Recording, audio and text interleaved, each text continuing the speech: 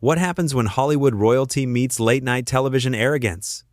When a beloved actor known for his commanding presence and unwavering principles comes face-to-face with a host whose ego knows no bounds? In just 36 seconds, one thoughtless comment would ignite a firestorm that would expose the true character of both men and leave audiences stunned by what they witnessed. The studio lights blazed hot as Samuel L. Jackson settled into the guest chair, his signature calm demeanor intact despite the circus atmosphere of late-night television. Jimmy Kimmel adjusted his tie, that familiar smirk playing across his lips as he prepared to welcome one of cinema's most respected figures. The audience buzzed with anticipation, unaware they were about to witness television history in the making. "Ladies and gentlemen, please welcome the one and only Samuel L. Jackson," Kimmel announced, his voice carrying that practiced showman enthusiasm that felt just a little too rehearsed, a little too hollow. Jackson raised his hand in acknowledgement, his movements measured and dignified. This was a man who had earned his place in Hollywood through decades of dedication, talent, and professionalism.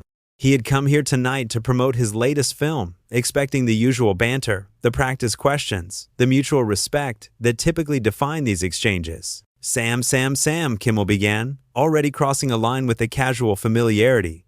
"Great to have you back on the show, buddy." Jackson's eyebrow raised slightly at the presumptuous nickname, but he maintained his composure. "Good to be here, Jimmy. So tell us about this new movie. Another action flick where you get to be all tough and intimidating?" Kimmel's tone carried a dismissive quality that made the seasoned actor's jaw tighten almost imperceptibly. "It's actually a character study," Jackson replied evenly. "A story about redemption, about a man finding his way back to his family after making mistakes.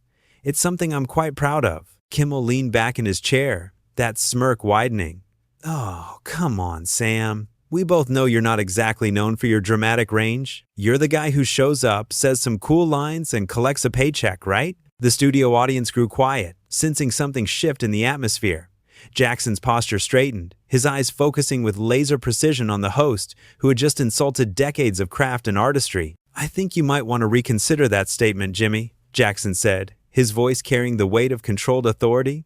"I've been acting for over 40 years. I've worked with some of the greatest directors in cinema history." But Kimmel was on a roll now, feeding off what he mistook for weakness, completely misreading the dangerous calm in his guest's demeanor. Right. But let's be honest here. You're basically playing the same character in every movie. The angry guy who shouts a lot? It's not exactly Shakespeare, is it?" The cameraman zoomed in closer, catching the moment Jackson's friendly facade began to crack. This wasn't playful ribbing between colleagues. This was disrespect, plain and simple, delivered with the smug confidence of someone who had never faced real consequences for his action. "You know what, Jimmy?" Jackson's voice dropped to that familiar rumble that had commanded respect on countless movie sets. "I think you've got some misconceptions about what I do for a living." "Oh, come on, don't get all serious on me," Kimmel waved dismissively. "We're just having fun here. You action movie guys are all so sensitive." The audience was completely silent now, watching as one of Hollywood's most respected actors was being systematically belittled by a talk show host who seemed oblivious to the line he was crossing. Jackson leaned forward, his hands clasped, his patience wearing thin, but his professionalism still intact. "Fun is one thing, Jimmy. Disrespect is another. I've dedicated my life to this craft. I've studied under some of the greatest teachers, worked in theater, television, and film. I brought complex characters to life, and I take that responsibility seriously." Kimmel laughed, actually laughed, as if Jackson's words were the punchline to some elaborate joke. Okay, Professor Jackson. Forgive me for not recognizing your artistic genius in Snakes on a Plane." That did it. Jackson's eyes flashed with something dangerous, something that made seasoned directors on movie sets take notice and adjust their approach. But Kimmel, protected by his desk and his home field advantage, pressed on with reckless abandon. "I mean, let's call it what it is, Sam. You're a character actor who got lucky and became an action star. There's nothing wrong with that. Just own it, instead of pretending you're some kind of serious artist." The words hung in the air like a toxic cloud, and Jackson sat back in his chair, processing what he had just heard. This wasn't banter anymore. This wasn't even good-natured teasing. This was a direct attack on his legacy, his craft, his life's work, delivered with the casual cruelty of someone who had never truly earned anything through genuine talent or effort. "You know what, Jimmy?" Jackson's voice was quiet now, controlled, but carrying an edge that made everyone in the studio hold their breath. "I think we need to have a real conversation here. The tension in the studio was thick enough to cut with a knife as Jackson straightened in his chair, his legendary composure finally showing cracks. Kimmel, still grinning like this was all part of his routine, had no idea he was about to face the full force of a man who had earned every ounce of respect in an industry that chewed up and spit out pretenders. A real conversation? Kimmel chuckled, adjusting his tie with that same smug confidence. Sure, Sam. Let's get real. Tell us how you really feel about being typecast as the tough guy in every single movie. Jackson's eyes narrowed, and when he spoke, his voice carried the weight of 4 decades in the entertainment business. You want real, Jimmy? Let's talk real. You sit behind this desk every night, making jokes about people who actually create art, who take risks, who put their hearts and souls into their work. What exactly have you contributed to the world besides cheap laughs and celebrity gossip? The audience was dead silent now, sensing they were witnessing something unprecedented. This wasn't the usual late-night comedy routine. This was raw, honest confrontation between 2 men with very different ideas about respect and professionalism. Kimmel's smile wavered for just a moment, but his arrogance quickly reasserted itself. Whoa, someone's getting a little touchy here. I'm just doing my job, buddy. This is comedy. This is entertainment. Your job? Jackson leaned forward, his voice rising slightly but still controlled. Your job is to interview guests with respect and dignity. Your job is to help them promote their work, not tear them down for your own amusement. When did late-night television become a platform for public humiliation? Kimmel waved his hand dismissively, that practice gesture he used whenever a guest dared to push back against his routine. Come on, lighten up. Everyone knows this is just how these shows work. We poke fun, we have some laughs. Nobody takes it seriously. Nobody takes it seriously? Jackson's voice was incredulous now. Do you have any idea how many young actors watch shows like this? How many aspiring artists see you belittle someone's life work and think that's acceptable behavior? You have a platform, Jimmy, and you're using it to spread negativity and disrespect. The host shifted uncomfortably in his chair, perhaps finally sensing that this had gone beyond his comfort zone. But instead of backing down, instead of showing even a hint of humility or understanding, he doubled down on his arrogance. Look, Sam, I'm sorry if I hurt your feelings, but this is television. This is show business. If you can't handle a little ribbing, maybe you should stick to your action movies where nobody expects you to have a real conversation. The words hit Jackson like a physical blow, and something shifted in his expression. The professional mask he had worn for decades in interviews, premieres, and public appearances finally slipped away, revealing the genuine hurt and frustration of a man who had been pushed too far. Hurt my feelings? Jackson's voice was quiet now, deadly quiet. Jimmy, this isn't about hurt feelings. This is about basic human decency. This is about treating people with the respect they've earned. I've been in this business since before you were old enough to dream of having a television show. And yet, here you are, getting all worked up over a few jokes? Kimmel shot back, his own voice taking on a sharper edge.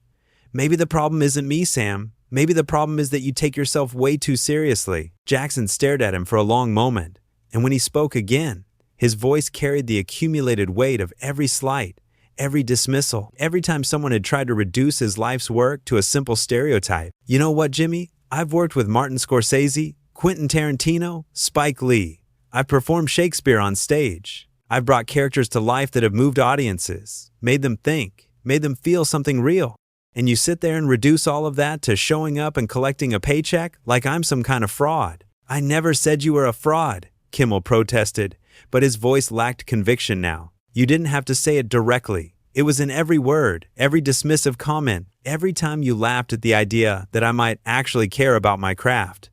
Jackson's composure was slipping further now, years of professionalism finally giving way to genuine human emotion. The cameras continued rolling, capturing every moment of this unprecedented breakdown in the usual late-night format. The audience sat transfixed, unsure whether to applaud, gasp, or simply witness this raw display of authentic feeling in a medium built on artificial interactions. Kimmel tried to regain control of the situation, falling back on his practiced showman persona. Hey, let's just take a step back here. We're getting way too serious for a comedy show. Why don't we talk about something else? Tell us about your family, your hobbies, something fun. But Jackson wasn't having it. The dam had burst, and everything he had kept bottled up through years of similar interviews, similar dismissals, similar reductions of his humanity to a simple caricature, came pouring out. Something fun? Jackson's voice was rising now, his legendary intensity finally unleashed, not in service of a character, but in defense of his own dignity. You want to know what's fun, Jimmy? What's fun is working with talented people who respect the craft. What's fun is collaborating with directors who see actors as human beings, not punchlines. What's fun is being treated like a professional instead of a dancing bear performing for your amusement. The studio fell into complete silence, the weight of Jackson's words settling over everyone present like a heavy blanket. This wasn't entertainment anymore. This was real, raw, and uncomfortable in the way that truth always is.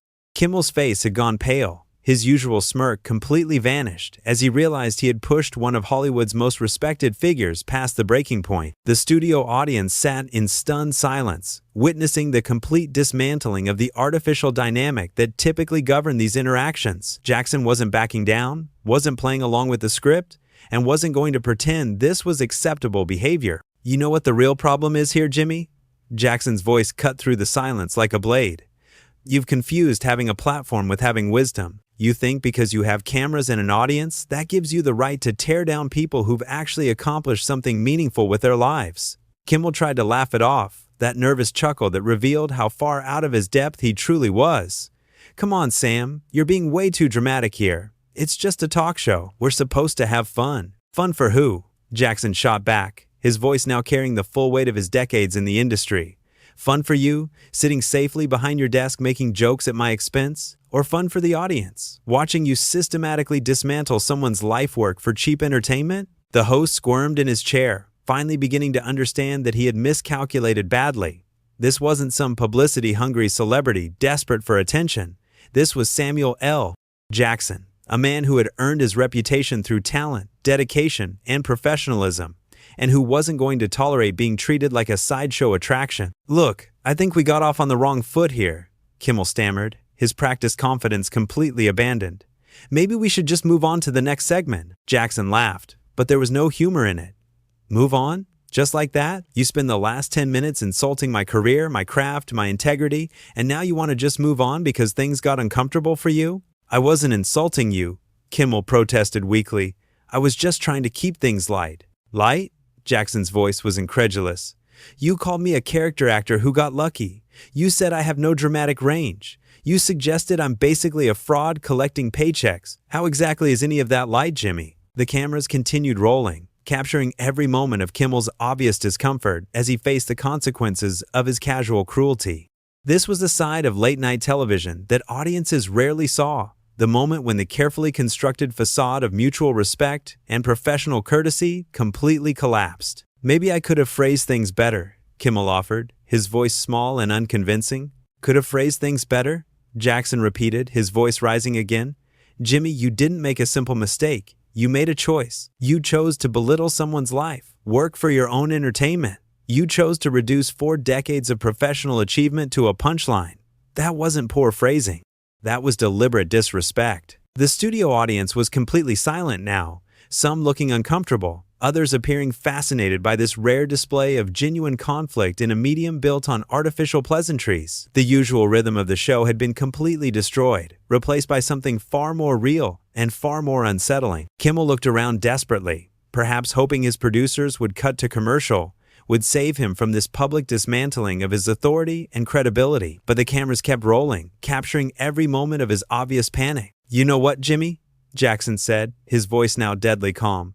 I came here tonight as a professional courtesy. I came here to promote my work, to engage with your audience respectfully, to be a good guest on your show. But what I found instead was someone who thinks disrespect is entertainment, who believes tearing people down is comedy. That's not, I don't think that, Kimmel stuttered, his usual smooth delivery completely abandoned. Your actions say otherwise, Jackson replied firmly. Every joke at my expense, every dismissive comment, every time you laughed at the idea that I might actually care about my craft, your actions revealed exactly what you think of me, of actors, of anyone who doesn't fit into your narrow little worldview. The weight of Jackson's words seemed to physically press down on Kimmel, who appeared to shrink in his chair with each passing moment. This was no longer a comedy show. This had become a masterclass in dignity, delivered by a man who had clearly reached his limit with shallow, disrespectful treatment. I think, Jackson said, rising from his chair with the fluid grace that had made him a commanding presence on countless movie screens, that this interview is over. Kimmel's eyes widened in panic. Wait, Sam, don't go. We can work this out. We can start over. Jackson paused, looking down at the host who had spent the evening treating him like a performing monkey. Start over? Jimmy, there is no starting over from this. You've shown me exactly who you are tonight, and I believe people when they show me who they are. Please, just sit back down. Let's talk about your movie. That's what you came here for, right? Kimmel's voice was pleading now, all pretense of control completely gone. You're right, Jackson said, his voice carrying a sad finality. I did come here to talk about my movie. About a story that matters to me. About characters I care deeply about. About work that I'm genuinely proud of. But you made it clear from the very beginning that none of that interests you. You just wanted to make jokes at my expense. Jackson looked directly into the camera, addressing the audience that had just witnessed this unprecedented breakdown in professional courtesy. To anyone watching tonight who dreams of working in this industry, remember this moment. Remember that your work matters, your craft matters, your dignity matters. Don't ever let anyone, no matter how big their platform, convince you otherwise. And with that, Samuel L. Jackson turned and walked off the set, leaving behind a stunned host, a silent audience, and a moment of television that would be remembered long after the usual jokes and celebrity gossip were forgotten. The sound of his footsteps echoed in the suddenly quiet studio as the cameras continued rolling, capturing the aftermath of what happened when genuine artistry met manufactured entertainment, and artistry refused to back down. Kimmel sat alone at his desk, the weight of his own words and actions settling around him like a heavy fog, finally understanding the cost of treating respect like a commodity he could afford to waste.